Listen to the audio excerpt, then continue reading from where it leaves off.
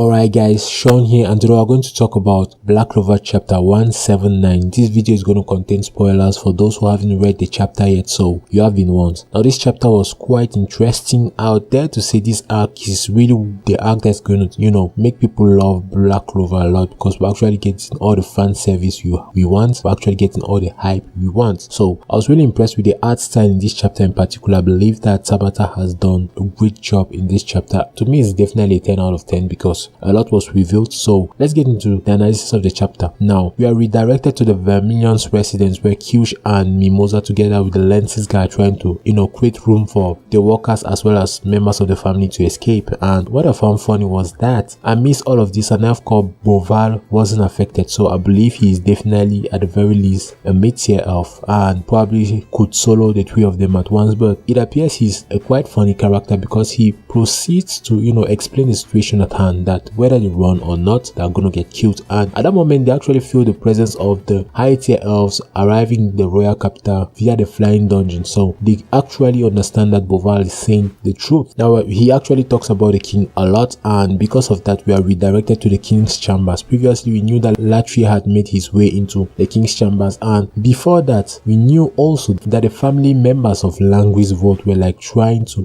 plead for Languis's case, because Languis was suspected of treason, and because of this, the king was trying to figure out what was going on, and probably would have given them or granted them forgiveness. But the same Languis they're talking about shows up in the form of Ratri and is about to kill the king. Now he easily outmatches his parents, and when one lady actually tries to talk to him, I don't know whether that's his wife as well, but he actually pushes her away and is about to even kill her. And that is the moment where Finral came in. Now when Finral came in, I was really impressed because when Finral comes in, Jack and Yami are not far behind, and it was cool to see what Finral did, because I don't think that Finral is the one who's gonna solo Ratri, but at the very least, if there's one person that is to give Ratri the decisive blow, I believe it would be Finral. Now I got a lot of backlash in one of my videos. I believe it was the top 20 strongest characters in Black Clover, where people were confused as to how strong Ratri is. Now I'll try to break this down piece by piece. There is evidence from the manga that Ratri is Petri's cousin, and we've seen that a unique group of elves are the high tier elves, to which Petri is one of those. So following the trend, I believe that Ratri is also a top tier elf. So it'll be cool to see how the captains fare against a top tier elf. Now we've seen in this arc that it is very difficult for a captain or any other character to solo an elf, be it mid tier, low tier or high tier, because the elves are impressively strong. And I believe that Tabata has done a very good job in trying to show us the sense of danger that the elves represent, and that's one of the reasons why Ratri was easily able to stop Jack and Yami's attacks. Now Yami and Jack state facts because the elves are really a little too overconfident, and that's one of the reasons why previously we saw that Zora's spells were unique and the elves could not comprehend them. Now this must mean that the elves are a little too overconfident in some way, and because of that they tend to neglect details, and these details could be their undoing. So we're going to see how the two captains fare against Ratri, a high tier elf, and in this chapter he pretty much outmatches them in terms of speed. He even states that his magic is going to attack anyone that comes close to him. That must mean that he's actually controlling all of the space around his body. So it'll be cool to see how things fare in that direction. But I believe that if that is the case, then the one who will actually be his direct opponent magic wise is going to be Finral. Now Finral will actually have to bring up his A game to